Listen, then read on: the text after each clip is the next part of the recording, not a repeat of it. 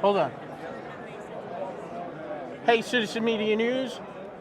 We are at CPAC here in National Harbor in Maryland, and we have a very special guest today, Sarah McAbee. Yes, Hi, thank you Sarah. for having me on. And she was just seeing my passports that we picked up down at the border at Eagle Pass when I went down there. And you were just telling me about there's a golf course right there. I mean, if you've been watching the show, yeah. you know, I think maybe I had a little bit of a video from it, of the golf course that's right there, you know, along where the new barbed wire is and the concertina wire and the big trailer. The containers. We got there, if we got there one day before, we would have saw them putting the trailers in. Really? But yeah, I went with Victor Avila. Okay. Go Victor, Congress. 23, Texas. I think he's running Texas 23. Yeah. So go Victor. So what were you saying about the golf courses? Yeah, so there's a video that's floating around where these guys are playing in the golf course, like just normal average American citizens pretty much don't care what's going on right behind them, and then all the illegals are clapping for them. I swear. Like Happy Gilmore? Yes, exactly what it is. Yeah, it's crazy. Gotcha. That's what goes on at Eagle Pass. I know, it's crazy. I mean, you're talking about these, like we found just piles of stuff. We found a Louis Vuitton bag, Armani perfume, Nike shoes, better stuff than what you and I wear. I found the Spanish or Mexican version of Prozac. Like, you know, it's like, wow, this is crazy. You know? I don't think a lot of people know that when they come up, they bring everything with them for their journey, and they literally leave them in piles before, so they can say, oh, we're indigent, we don't have anything. Yeah. Yet on the way up, they have solar panel phone chargers and the best of the best stuff. Yep. That's the illegals that are coming there over. was there was some of the people we met. I mean, they're big people. Yeah. And I was like, you just walked for 70 days? And, you know, and I'm like, There's no way. No way. So when I was there, we went early in the morning because they couldn't cross the barbed wire at night because they couldn't see what was going on. Right. And so little backstory. This is Eagle Pass? Eagle Pass, yeah. Right, so little backstory. My husband's a January 6th defendant. Right. He was the one trying to save Roseanne Boylan's life. In the mix of the police, they assault him. He pushes. Literally open palm pushes to create space, what you're taught as a law enforcement officer. And what I witnessed at the border, the same exact thing happened to these illegals, but they're not sitting in jail for 3 years. They're allowed into our country and they're given a cell phone, a plane ticket, and money to sustain themselves. What are we doing to our American citizens?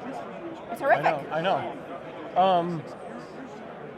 When I left the border in Lukeville and I was at the Phoenix airport, you could tell the folks that had come from the border, because I call it the IIP. It actually looks something very similar to this. Yeah. I call it the illegal immigrant packet, because they all have it, which has all the information on it, and all the money, and whatever else they get, you know what I mean? Yep. And it's just crazy. And the thing we saw while we were down there was, they're saying the border is closed, yet we're sitting there watching the people crawl. Yes. And the really sad thing is, the National Guard's there, the Border Patrol, and we also saw Florida State Troopers in Texas. Really? Yes. And the thing is that the National Guard guys could only go like this. Yep. Go back to Mexico. I watched the same thing. And that was all they could do. Yeah, they had them the military going up and down on airboats, these really loud airboats, while people were literally swimming across, and instead of stopping them and say, you're not welcome here, go back, they would just go right past it. I'm like, you're all for show. Right. You were all for show. So, the other thing, like, I went down there, and, I'm a retired Army, so I was in 20 years, so I was going down. Thank you. And I went down there, with kind of like, I'm going to, this is my country, I'm going to go defend the border kind of thing, that mindset. Yep. And when I got down there, and you're sitting there at the concertina wire, and you see these folks handing babies through the concertina. After you've watched them wade across the river, the Rio Grande, you're seeing logs float down, like literally this fast. Yeah. And then you're seeing these kids, these folks hand these little babies over the. Yep. You can't help but have to take off your hat, your patriot hat, and your American hat, and I've taken an oath to defend the Constitution hat. And you feel for you put your human hat on, and you realize that this is a humanitarian issue. It is. That Biden is leaving these borders open, and he's putting these people at risk because they got to crawl. They got to, and I mean, there's babies and children. there was some people that just drowned recently, right? Yes. Well, then there are 3 people that drowned. Yep. And it's like, this is what's happening because he's leaving the border open and he's giving these people hope to come across the border. He's putting them all at danger. I mean, when the guy he sliced his leg open on the concertina wire, you know, right, and it was very moving, and it was a very unexpected feeling for me. Sure. You know, to have that feeling like, oh my goodness, you know, it's like. Your humanity side of things. I know. Absolutely. But then, you know, as they're walking through, and some guys like, Venezuela. Like, where are you from? I can tell you that the 200 people that I saw cross that morning, none of them were refugees. No. None of them. Well, in Lukeville, when we were in Lukeville in Sassabee, we met people from Senegal, from Guinea, you know, and they would say that they would travel from wherever they were from to Morocco, from Morocco to Madrid, from Madrid to Bogota, from Bogota they fly up to, you know, Nicaragua or El Salvador or something, and then they would start walking. And the thing we couldn't get answered, and I don't know if we didn't know the words to use because whatever language they spoke, but who paid for these things? Exactly. Who paid for you to fly from Madrid to Bogota? All of these stops in between. Who pays for your food? Who pays for your clothing? It's very You know the way to fix our border? How? Very easy way. What? They need to put piranhas in the water. It's funny. I'm serious. We're talking alligators. I'm serious. That's what they need to do. But what they could also do is put military bases all across that border area. Well, the thing that I always thought is that they need to annex like 3 miles of the border, the entire border, 2 miles, and call it the Air Force Gunnery Range. Yes. And say, look, don't go here. It's gunnery range. You know what's very interesting? But wait, before you go. Yes. So, but the other part about it is if you make 2 miles of it federal land, now that if they're on that land, now you can charge them with federal crimes. For trespassing on actual federal property. Yes, yes. Sorry. The thing is, though, is you feel bad for these real refugees, right? For people that truly need to get out of these bad situations. But because they're few and far between of the actual people that are crossing, because most of the people that are crossing are fighting age men, you go talk to any person that went through the proper system to become an American citizen, they're more outraged than you and I are because they went through the proper channels to become an American citizen, and yet these people are crossing illegally. Well, my wife is from Canada. I was in the service, and they lost the paperwork over and over and over again, and it probably cost us about $5,000 to get my wife naturalized and then to get her citizenship. Now, if she would have crossed the border, they'd have given you $5,000. I know. I have a buddy of mine that just retired up in Canada. I said, dude, come on down. Like, we'll go down to Eagle Pass, we'll cross over, and come back. And then I'll take all your paperwork, and then you wait across. I'm worried you can't make it across the river. But wait across, and like, I wanted to do this as an expose kind of thing, you know what I mean? And like, you report to me every step of the way. Go, no habla inglés. Right. You come over, you get free cell phone, free health care, a plane. Money Where do you want to go? Account. Yeah, where do you want to go? You want to go to San Francisco, New York, Chicago? I don't want to go to San Francisco. I don't want to go to any of those places. But sanctuary cities, right? I know. So now, let's talk about you and your personal situation. Now that we had a little fun with the border, you know, I just love it. I'm wearing the Border 911 hat, you know, because we interviewed Tom Holman. I'm very wonderful man, and wonderful, you know, and just very passionate about it because I spent 20 years of my life defending the Constitution, you know, and so I'm very passionate about it. And having been there twice and seeing actually what goes on, I mean, when you're there and you see it in person, it's different than watching it on television. It absolutely is. You see it for your own eyes. You get that feeling. You're right. Like I said, that emotional feeling that, you know, wow. Not only am I mad because these people are invading our country, but I'm also mad because Biden is allowing them they're putting them in danger. Correct. Absolutely. Yes. And their children. That's the thing. But isn't that that's a unique dynamic? That we're worried about these people that are illegally coming into our country, that they could get hurt coming. Because we're human beings and we care. We're not robots. So now, let's talk about January 6th. Yes. I'm well versed in January 6th. Yes, January 6th. I was there too. Yeah. You know, I was there, and I was singing Star Spangled Banner, and I was singing God Bless America. Absolutely. And I was screaming the Pledge of Allegiance. and that's all I went there for. And I was there because it's my constitutional right to redress my government, because I was not happy what was going on. And my whole thing is that I didn't want Pence to cancel the electoral. I just wanted him to, with all those people standing outside that building, to do the right thing. He should have said, you know what? We're going to take an extra day. Yeah. We're going to take a day to do some extra due diligence and check some of these things out. Absolutely. But no, you know what they did? They just ramrodded it right through, and they didn't listen to the people. The million of people that were there. I don't know how many. So that's the thing about January 6th, right? If you really look into it, why would have anybody, normal people in the crowd, not the agents, not the infiltrators, Antifa, why would any normal Trump supporter want that process stopped? They didn't. They wanted it to happen because if you look at the timelines of everything, Arizona was about to go on the floor and say, we need to look into all of this.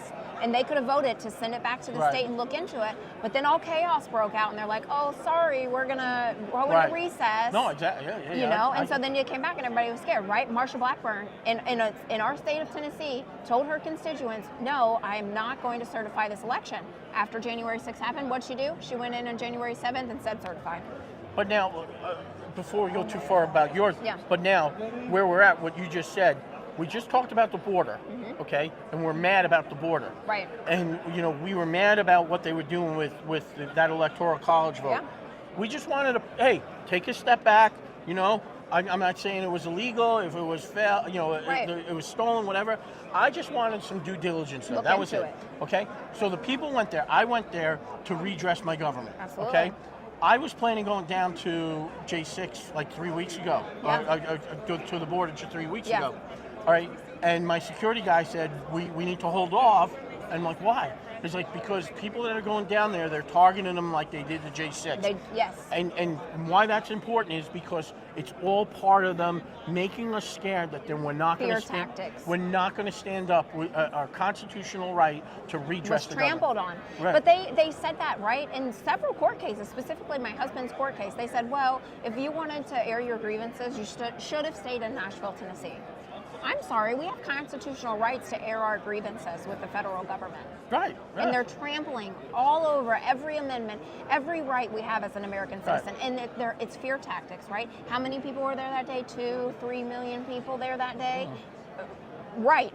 And where are those people at now? You're one of the brave ones that still stand up and will talk about it and still go to the border. But what about everybody else? They're afraid they're going to get round up. I mean, I'm worried about it. You know, I'm worried about it. It's in the back of your mind. You know, but I mean, I videoed the whole day, and all my videos are up. So I stood in one spot, and I didn't approach the building. You know, I knew, for me personally, having taken an oath of office, I was not going to take a step onto that building. Because I think it wasn't the right thing to do. I was there to stand there and say, hey, I'm here, and you know, in numbers, and you know, and the thing was as well is.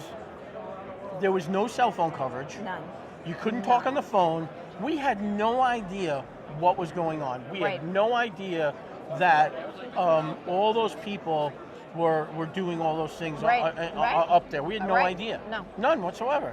So talk about your husband's situation, okay? Because we're putting that at the end instead of the beginning. So back to the beginning.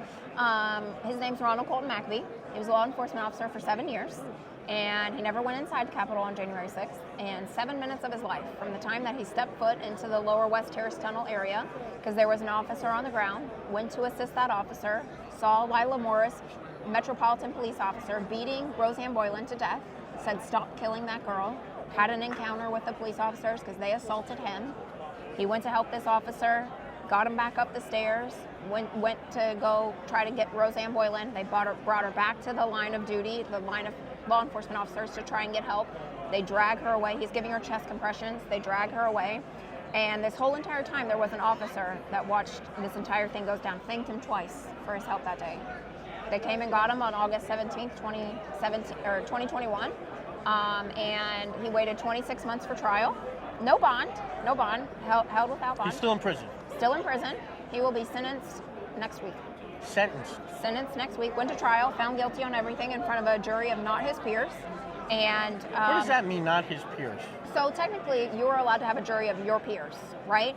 So what should have happened was Washington, D.C. is nobody's peers. You know, you look back at 2017, it was a 97% voting for Hillary Clinton. Right. So these guys go in there, and they're all D.C. jury pool. One, they have been overused. There was 4 people on our jury. Out of the 14, there were 4 that were on a criminal case the week before. Right. So they're being recycled. And, you know, they're victims. They are named victims in January 6 cases. But those are the ones that are sitting in the jury. And of course, they are judged by a day on the calendar. You walk in and you say January 6th, they already have it in their mind that you are guilty. Right. So what should happen is they should grant a change of venue because there's federal districts all over America. Tennessee has 3 in particular. It should have went back to the Middle District of Tennessee. That would have been a jury of his peers. Right. But they are not granting it because there's a 99.6 conviction rate with January 6 defendants in Washington, D.C. So 7 minutes of his life, right? The government's asking for 14 to 17 years. 14 to 17 years. When he came home on January 7th, told me everything that happened, I thought he would have received a medal for helping the police officers and trying to save someone's life. And instead, the FBI raids our house and takes him. Wow. This is what's happening to Is there an appeal process? Or is yeah, so we have to wait for him to get sentenced, and then we will start the appeals process. The judge could do the right thing, say time served, go home. Will that happen? We don't know. Because he's been in there almost 2 years now. 3, almost 3. Yep. Could they move the case back to now? No, the case is done now. No, if you appeal it. If they were to give him a new trial, we would file change of venue, but that has not happened. I mean, there's almost 1,300 defendants. Over 700 of them have taken a plea deal, gone to trial, whatever that looks like for their specific case, and no change of venues have been granted. Have you seen him at all? I've seen him 6 times. I'm actually going to see him next week. Yes. Gotcha. At the sentencing. I'm going to stay 1 day for visitation.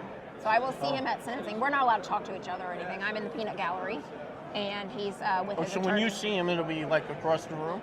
You won't get to talk to him? In trial or in sentencing, no, I won't be able to talk to him. Oh. Have you talked to him at all on the phone? Yeah, we can talk for 15 minutes a day. Oh, Yeah. 15 minutes a day. Yeah. Wow. Yeah. That's crazy. It's quite Well, good luck. horrific. Thank you. I really appreciate it. Thank you for giving us a platform to talk about this Oh, stuff. yeah. Every no, time. I mean, Every time. You know, it's, I know, like, we work with John Stubbins, and I know you just had an interview there a couple of weeks ago with Indivisible with John Stubbins. Wonderful man. You know, they're on the Hunt, Indivisible is on Hunt Channel TV. Yes. And I think we're getting on Pursuit up. I think. Oh, awesome. Yeah, That's so, wonderful news. So we're working on making that happen. Yeah. So, but yeah. So, do you have? Are you raising money, or what are you doing? So I started a nonprofit foundation. So, you know, as horrific as it is, it's not just about my husband. It's about all these individuals and their families. So we started a nonprofit foundation called Stand in the Gap, and we fund appellant attorneys and visitation for these loved ones so they can stay connected with their families. So standinthegap.foundation, you can learn more about what we do. What's the website? Standinthegap.foundation. Oh, dot foundation. Okay. Yes. Yeah, gotcha. No .com. No .com. Okay. It's foundation. Okay. Well, thank you so much. It was really nice spending I time really with you. appreciate it. I know Stubbins is jealous that I got to see you today. Yeah, we'll tell him. Stubbins. We'll rub it in his face. Hey, CPAC, Roger Farina, visiting with Sarah McAbee, and we'll talk to you soon. Take care.